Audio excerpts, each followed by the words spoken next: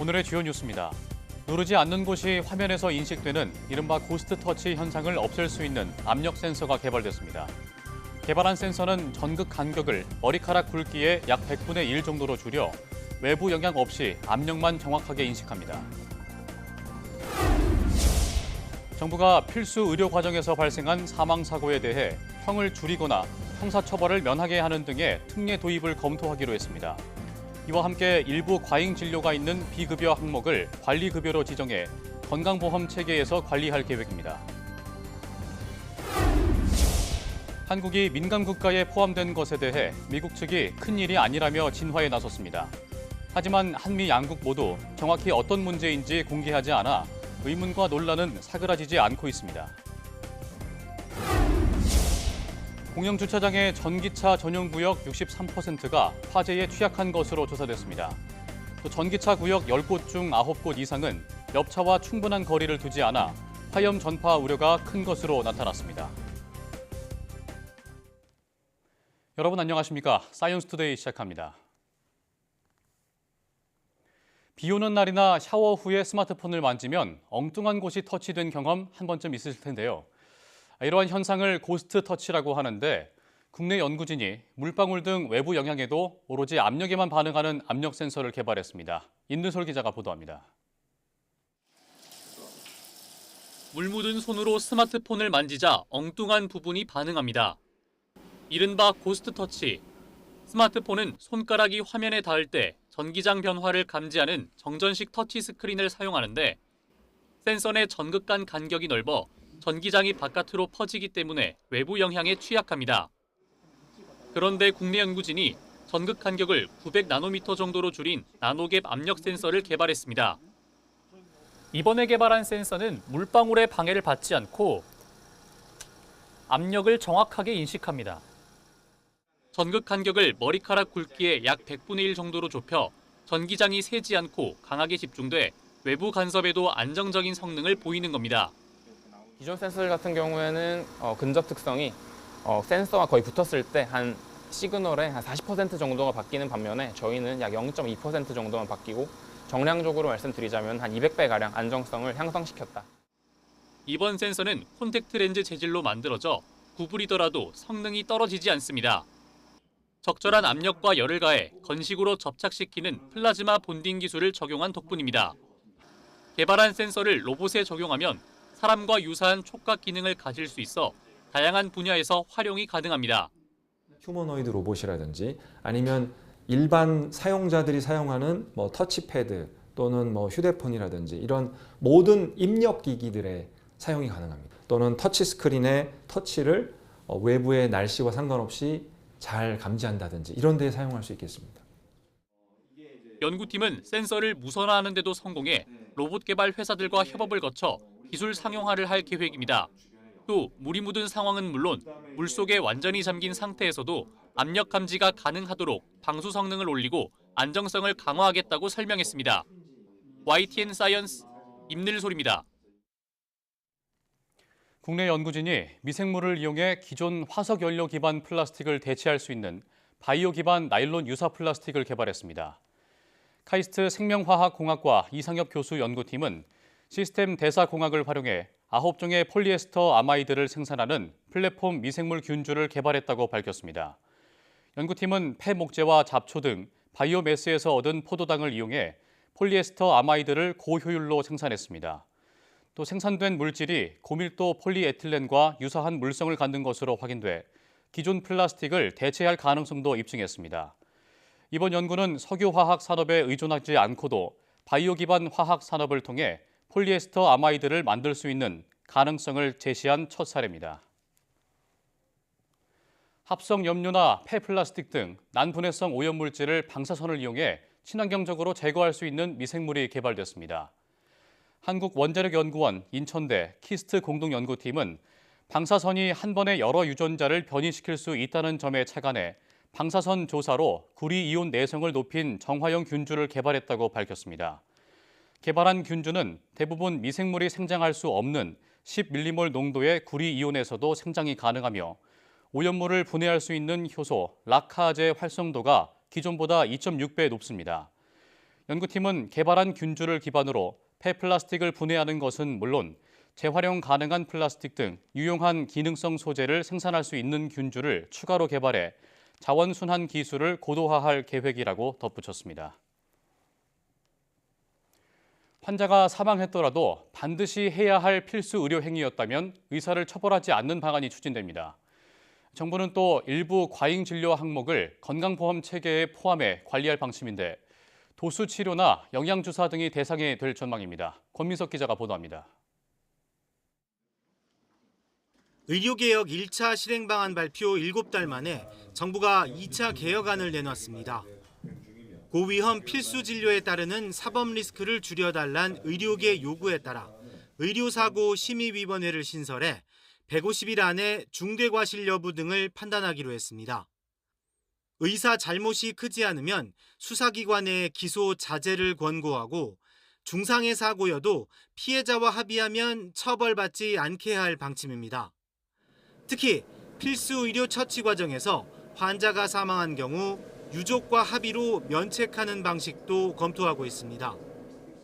의료사고 안전망 강화 등 의료개혁 2차 실행 방안이 의료 현장을 변화시킬 수 있도록 과감하고 신속하게 추진되어야 할 것입니다. 또 일부 비급여 항목을 관리급여로 지정해 건강보험 체계로 편입하되 본인 부담률은 95%를 적용할 계획입니다. 건보 재정 누수 원인으로 지목된 도수 치료나 영양 주사 등이 대상이 될 거로 보입니다. 이 밖에 국민 대다수가 가입한 실손보험도 개선해 경증 환자가 응급실을 찾으면 사비를 많이 부담시키고 중증과 비중증, 비급여 특약을 각각 구분해 과잉 진료를 줄이겠다고 강조했습니다. 다만 의정 갈등으로 의료계가 개혁안 마련에 제대로 참여하지 않은 데다 환자단체는 의료사고 처벌 축소를 반대하고 있어 시행 과정에서 진통이 예상됩니다. YTN 권민석입니다.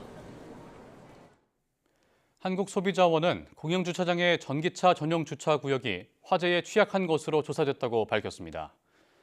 소비자원이 실내 공영주차장 전기차 충전시설 위치를 조사한 결과 총 30개 중 19개소 63.3%의 충전시설이 지하에 설치돼 있었습니다. 한국화재보험협회의 안전기준에는 전기차 충전 설비는 화재 진압의 어려움 등을 이유로 지상에 설치하도록 권고하고 있습니다. 소비자원은 또 전기차 전용 구역을 별도 공간으로 분리하거나 옆차와 충분히 거리를 둔 주차면은 5.7%에 불과하다고 지적했습니다. 주차 구역의 이격 거리가 짧으면 화재 발생 시 화염이 옆차로 확산할 우려가 커집니다. 교사 10명 중 8명이 현장 체험 학습을 중단하거나 폐지해야 한다고 생각한다는 설문조사 결과가 나왔습니다.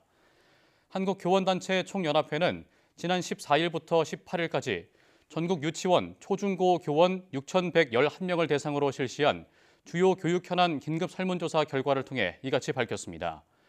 설문조사에서 교원 80.9%는 지금의 현장 체험 학습이 학생 안전과 교원 보호를 담보하지 있지 않다고 답했고, 이에 따라 응답자 21.8%는 현장 체험 학습을 보류 취소, 15.2%는 축소 시행하겠다고 답하기도 했습니다.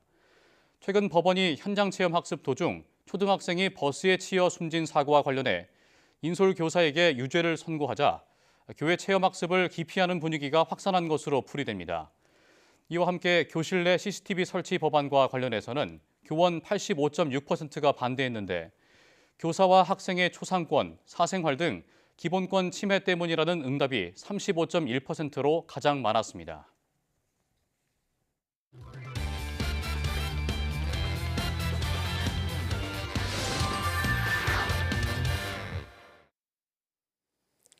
한 주간 주목할 만한 사이언스 이슈를 다 모아온 박나연입니다. 먼저 첫 번째 주제부터 만나보시죠.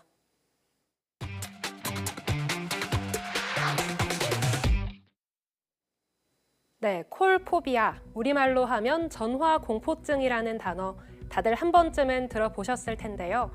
의학적으로 정식 명칭은 아니지만 관련 증상을 호소하는 사람들이 하나둘씩 늘어나면서 이제는 하나의 고유 명사로 자리 잡은 용어입니다. 전화가 오면 나쁜 소식일 것으로 생각해서 미리 긴장하거나 통화 중 자신의 목소리가 어떻게 들릴지 걱정하고 상대방의 반응을 지나치게 살피는 게 주요 증상입니다. 전 세계적으로 통용되는 콜포비아는 특히 1990년대 중반에서 2000년대 태어난 디지털 네이티브 세대를 일컫는 Z세대를 중심으로 빠르게 확산하고 있는데요. 직장 생활을 시작한 지 몇 년이 지났지만 아직도 업무 중 전화 통화가 가장 힘들다는 한 새내기 직장인의 말 직접 들어보겠습니다. 긴장이 되는 부분이 많은 것 같아요. 업무상 조금 전화를 할 일이 많기는 한데 되도록이면 전화보다는 문자나 카톡을 선호하는 것 같습니다. 네, 전문가들은 콜포비아를 두고 태어날 때부터 각종 디지털 기기와 콘텐츠들을 접하면서 자라난 세대가 코로나19를 거치며 사회적 상호작용이 줄고 전화와 같은 직접 소통에 대한 어려움이 더욱 커졌을 것으로 분석했습니다. 최근 이 같은 흐름에 부합하는 더욱 흥미로운 연구 결과가 발표됐는데요. 미국 애리조나대 연구진이 4개국 약 2천여 명으로부터 2005년부터 2018년까지 14년간 수집한 녹음 자료를 분석했더니 사람들이 일상에서 매일 말하는 단어의 수가 16,000개에서 13,000개로 무려 20%나 줄어들었습니다. 1년 단위로 나눠서 계산해보면 매해 평균 300개씩 감소한 수준입니다. 연구진은 구두 대화의 감소가 문자나 SNS 등 디지털 소통 수단에 대한 의존도가 높아졌기 때문으로 추정했는데요. 그렇다면 콜포비아를 극복하려면 어떻게 해야 할까요? 이 콜포비아는 뚜렷한 정신질환이 아닌 사회적, 심리적 요인에서 비롯됐기 때문에 전문가들은 전화를 피하지 말고 스스로 연습하고 극복하려는 노력이 필요하다고 강조했는데요. 일례로 영국의 한 대학교에는 지난달 전화공포증 세미나가 정식 개설됐습니다. 수업에서는 주로 병원 예약이나 직장에서의 병가 요청 등 전화 통화가 꼭 필요한 상황을 연습한다고 하는데요. 전화 통화를 연습하는 시대가 오다니 이 디지털 기술 발전이 불러온 아이러니가 아닐까요? 네, 이어서 두 번째 주제 만나보겠습니다.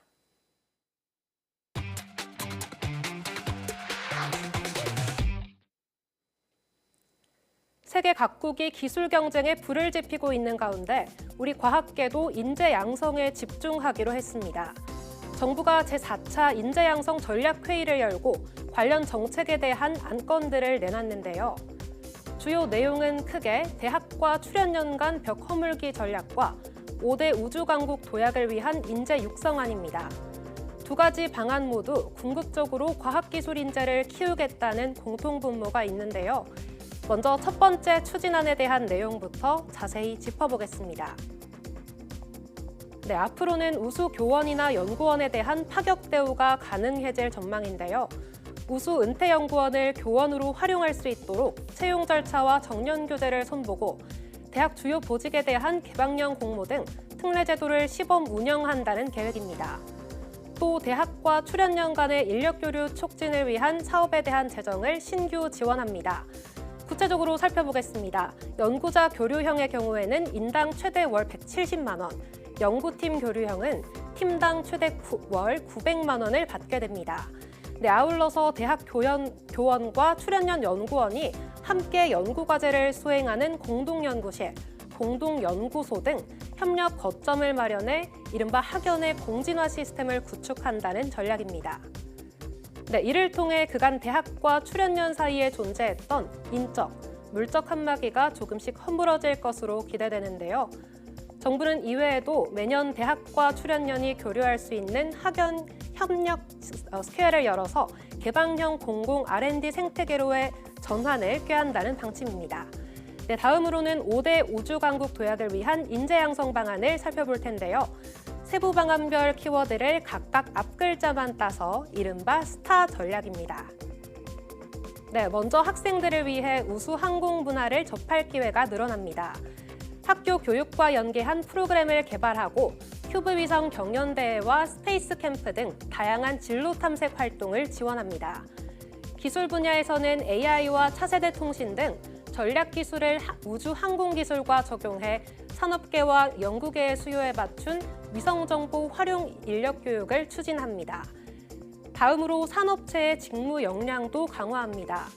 우주 항공에 관심 있는 청년에게는 일 경험의 기회 제공을, 이미 종사하고 있는 근로자에게는 역량 강화에 필요한 훈련을 지원합니다. 네, 끝으로 아르테미스 프로그램 등 한미 공동 연구와 국가 간 인력 교류를 통해 글로벌 협력을 활발히 한다는 계획입니다. 정부는 이번 방안을 통해 2045년까지 우주 분야 인재를 3만 명 신규 양성하겠다 이렇게 밝혔는데요. 이처럼 사람을 키우고 지원하는 일이 우리나라 과학기술의 발전으로 이어지는 선순환 체계가 완성되기를 기대해 봅니다. 지금까지 사이언스 이슈 다 모아온 박나연이었습니다.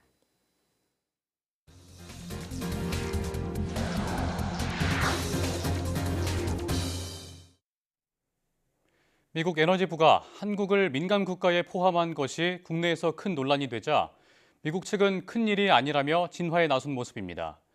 그러나 철통 같다는 동맹 상대국을 단지 연구소 보안 문제로 민감 국가 리스트에 올렸다는 점에서 논란과 의문이 사그라지지 않고 있습니다. 홍선기 기자가 보도합니다. 한국을 민감 국가에 포함했다는 소식이 알려진 뒤 논란이 커지자 미국 측은 우려 불식에 나섰습니다. 미 에너지부가 양국 과학기술 협력이 제한되는 일은 없을 것이라고 밝힌 데 이어 주한 미국 대사 대리도 별일이 아니라고 안심시키고 나선 겁니다. 그러나 정작 국내에서는 민감 국가 포함 배경부터 논란과 의문이 가라앉지 않고 있습니다.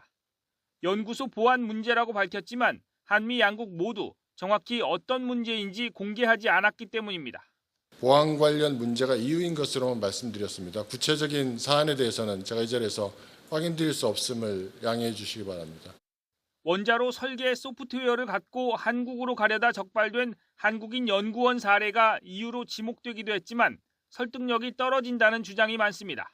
기술 보안과 관련해 한국인 연구원이 연루된 더 심각한 위반 사항이 있었다는 보도가 있었고 그것이 굳건한 한미 동맹을 흔든 원인이자 민감 국가로 지정된 결정적 이유로 판단됩니다. 연구소 보안 문제가 동맹국을 민감 국가 목록에 올릴 정도는 아니라는 점에서 보수 진영의 핵 무장론이 원인이라는 주장도 끊이지 않습니다. 정부는 산업부 장관을 급파해 미국 측에 민감 국가 제외를 요구한다는 계획이지만 전망은 밝지 않습니다. 오히려 트럼프 정부의 또 다른 협상 카드가 될 수도 있다는 우려마저 나오면서 외교 당국의 고민도 커지는 모습입니다. YTN 홍성리입니다. 산업통상자원부 안덕근 장관이 미국이 예고한 상호 관세나 민감 국가 지정 문제 등을 협의하기 위해 미국으로 출발했습니다. 출발 전 기자들과 만나 방미 기간 미국 측 카운터파트들과 만나 심도 깊은 논의를 할 계획이라고 밝혔는데요. 직접 들어보시죠. 네, 지정 해제를 포함을 해서 저희가 최대한 이 문제가 우리 산업계나 그 기술 협력에 있어서 문제가 되지 않도록 저희가 대안을 찾아볼 계획입니다. 중동에 과도하게 치우쳐 있는 이 수입선 다변화라는 것은 우리 국내 에너지 안보를 위해서도 굉장히 중요한 부분입니다. 그래서 그런 부분에 있어서 미국과 좀 더 건설적인 상호 호혜적인 그런 방안들에 대해서 협의할 계획입니다.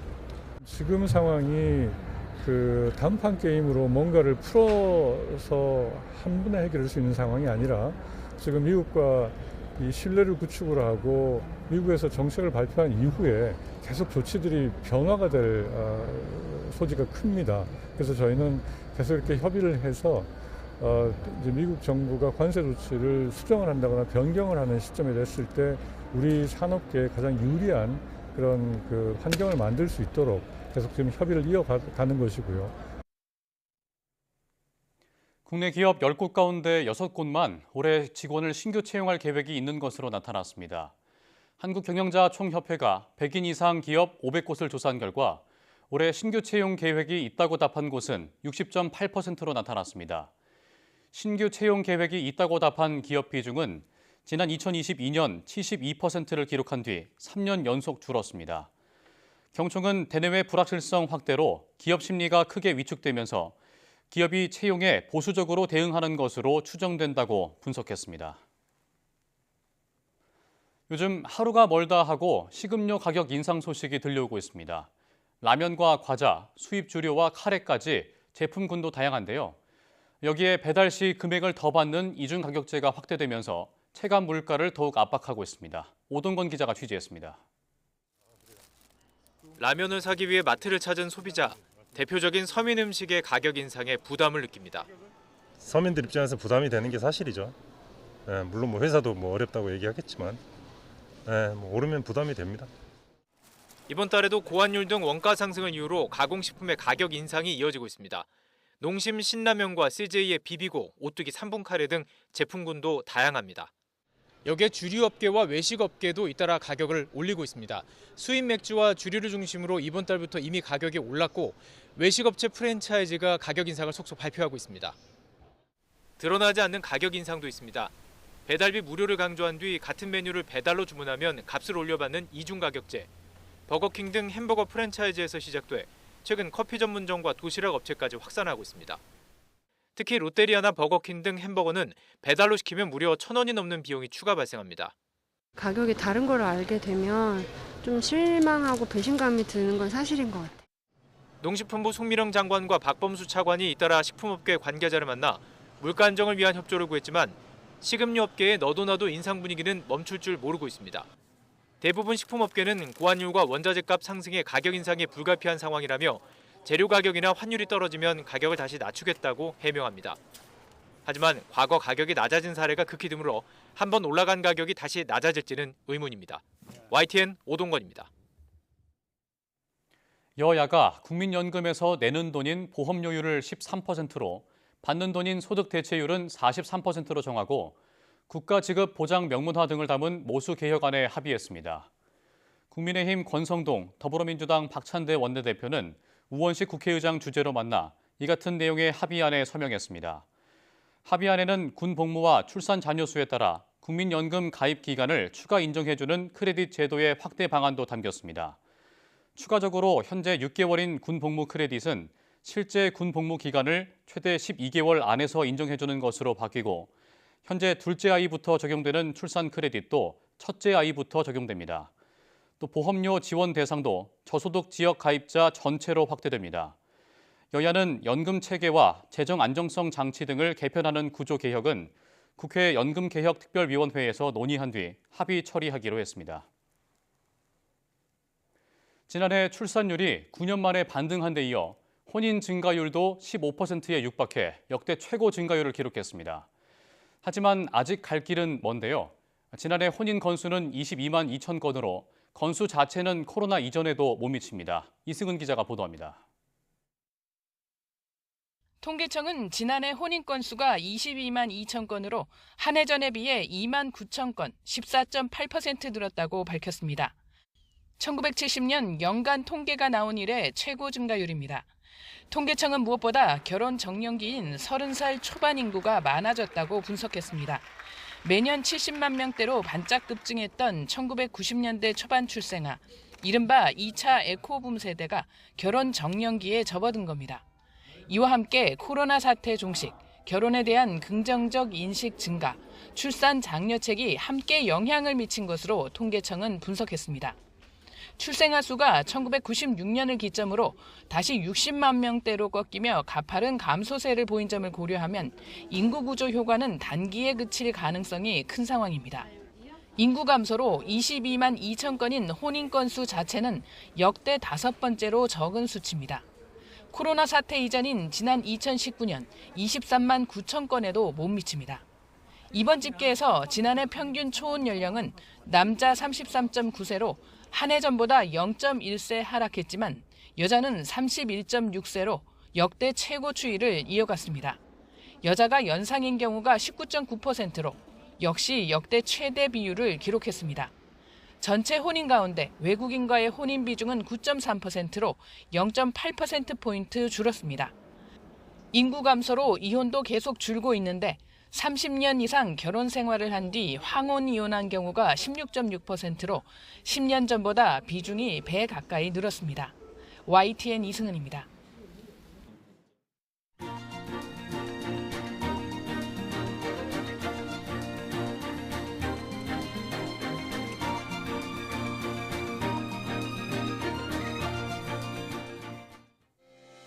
지난주 낮 최고 기온이 20도까지 올랐다가 이번 주 초에는 눈이 왔고 차츰 기온이 올라 이번 주말에는 낮 기온이 다시 20도를 넘을 것으로 보입니다.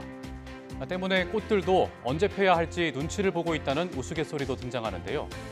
이런 이상기후 탓에 지자체마다 봄축제 일정을 변경하고 있는데 나들이 계획을 세우실 때 일기예보를 더 잘 참고하셔야겠습니다.